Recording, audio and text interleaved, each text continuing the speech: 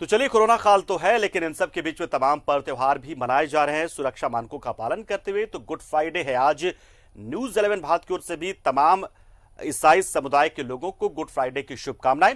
रांची के सभी चर्चों में प्रार्थना इस वक्त चल रही है। इस दौरान कोरोना गाइडलाइंस का पालन भी किया जा रहा है। तो जो मसीही विश्वासी हैं वो इन चर्च में जाकर प्रार्थना कर रहे हैं, सामाजिक दूरी का पालन करते हुए, और सब कुछ बहुत ही सादगीपूर्ण तरीके से हो रहा है। गुड फ्राइडे पर तमाम जो प्रार्थनाएं तमाम गिरजाघरों में हो रही है। बहुत जगह तो शायद ये भी कह दिया गया है कि आप घरों पर ही रहें, चर्च आने की जरूरत है नहीं, आप इबादत करें, प्रार्थना करें अपने घर से भी। लेकिन कहीं कहीं चर्च में लोग दिख रहे हैं। तो कैसे हैं हालात और कैसे ये सब कुछ बन रहा है, कैसे हो रहा आयोजन, गुड फ्राइडे पर प्रार्थना कैसे हो रही है, इस बात की जानकारी के लिए हम सीधा रुख करते हैं हमारे सहयोगी अंजनी का, जो इस वक्त मौजूद है रांची में। अंजनी, आप फिलहाल कहां पर है और वहां किस तरीके से लोग प्रार्थना कर रहे हैं गुड फ्राइडे का, जानना चाहेंगे आपसे। देखिए, हम इस वक्त बिशप हाउस में हैं और रांची आर्च डायसिस के आर्च बिशप हमारे साथ है फेलिक्स टोप्पो साहब। कोरोना का संक्रमण काल है और कोविड के गाइडलाइंस का अनुपालन करते हुए और आज जो गुड फ्राइडे है, गुड फ्राइडे का मतलब ये है प्रभु यीशु मसीह ने मानव जाति के कल्याण के लिए अपना बलिदान दिया था। आज उनकी याद में लोग प्रार्थना कर रहे हैं और यही मतलब प्रार्थना में यही मांग है कि पूरी तरह से एक अमन, चैन और भाईचारा बना रहे और कोरोना से जल्दी मुक्ति मिले। हमारे साथ आर्च बिशप फेलिक्स टोप्पो साहब है, उनसे बात करते हैं। सर, एक कोरोना संक्रमण काल है, ऐसे समय में पर्व त्योहार, आज गुड फ्राइडे है, गुड फ्राइडे का क्या मायने है आज के समय में? गुड फ्राइडे हम लोग इसे पवित्र शुक्रवार भी कहते हैं। तो आज के समय में जब हम कोरोना से परेशान हैं, त्रस्त हैं, सबको ही त्रस्त हैं, तो गुड फ्राइडे के दिन में हम लोग ईश्वर से प्रार्थना करते हैं कि जिस तरह से ईश्वर ने अपने पुत्र को भेजकर मानव कल्याण के लिए, मानव पापों की क्षमा के लिए अपने पुत्र को भेजकर उसके पुत्र ने अपने को बलिदान चढ़ाया, तो हम चाहते हैं कि हम ईश्वर के प्रेम को भली भांति समझें, क्योंकि ईश्वर जो प्रेम है और उसने प्रेम के कारण से ही अपने पुत्र को इस संसार में भेजा, और उसके पुत्र ने प्रेम के कारण से ही अपने आप को बलिदान चढ़ाया ताकि मानव जाति के पापों की क्षमा मिले, कि मानव ये समझ पाए कि ईश्वर सचमुच प्रेम करता है। तो इस गुड फ्राइडे के दिन में मैं यही कहूँगा कि चूंकि ईश्वर प्रेम करता है और अपने पुत्र के माध्यम से वह हमें आशा देता है, और इसलिए हमें ईश्वर के प्रति आशा रखनी चाहिए और आस्था रखनी चाहिए, और जो प्रेम है उसे एक दूसरे के साथ व्यवहार में, काम में, सभी जीवन में मतलब उसको हमको प्रयोग करना चाहिए।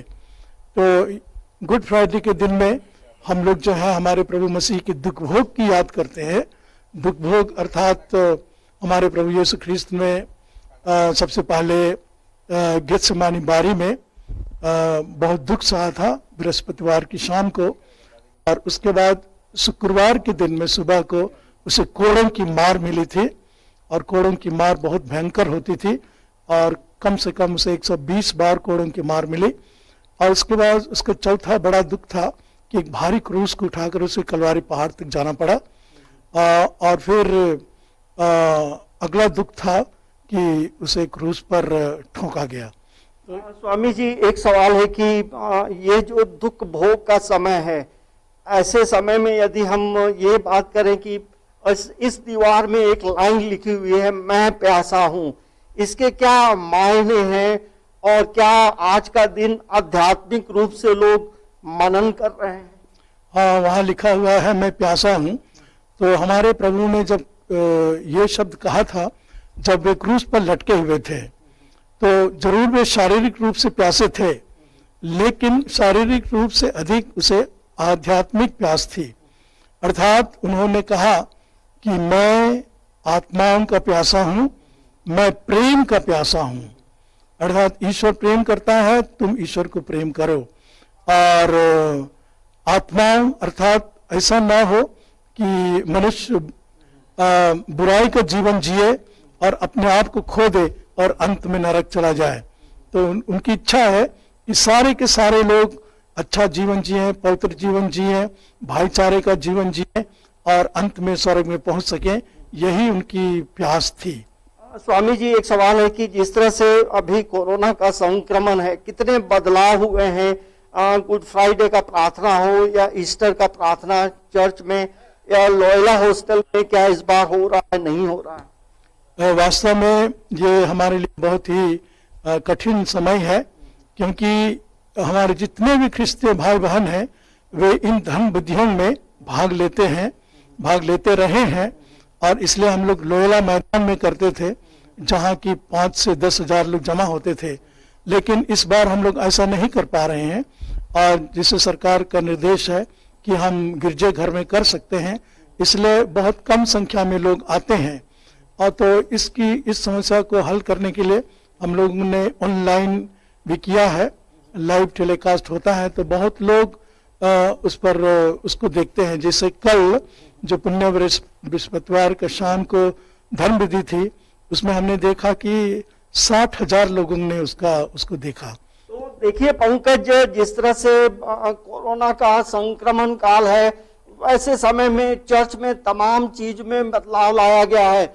ऑनलाइन प्रार्थनाएं हो रही हैं, जो नहीं आ सकते हैं चर्चों में, और ये भी कहा गया है कि जो लोग आ रहे हैं कोविड के गाइडलाइंस का पालन करें। तो ऐसे समय में जहां आज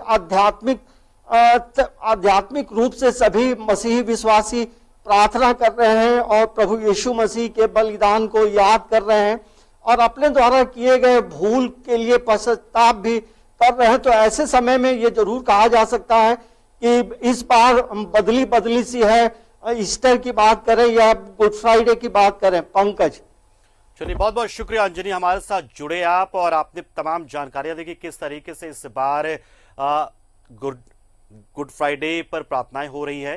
तो जो ईसाई विश्वासी हैं, मसीही विश्वासी होते हैं, ईसाई समुदाय के लोग होते हैं, गुड फ्राइडे मनाते हैं। हालांकि गुड फ्राइडे अपने आप में एक त्योहार तो है, लेकिन ये कहीं ना कहीं बलिदान का त्योहार है, क्योंकि ईसा मसीह ने इस दिन अपना शरीर त्याग किया था, हालांकि बाद में जीवित भी हुए थे।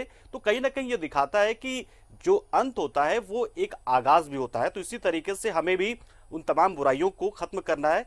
कोरोना के प्रति जो हमारा त्याग बलिदान हमें जो सामान्य जीवन में करना है वो हम करें, ताकि हम आने वाला हमारा जो भविष्य है वो बेहतर हो, कोरोना से हम बचे।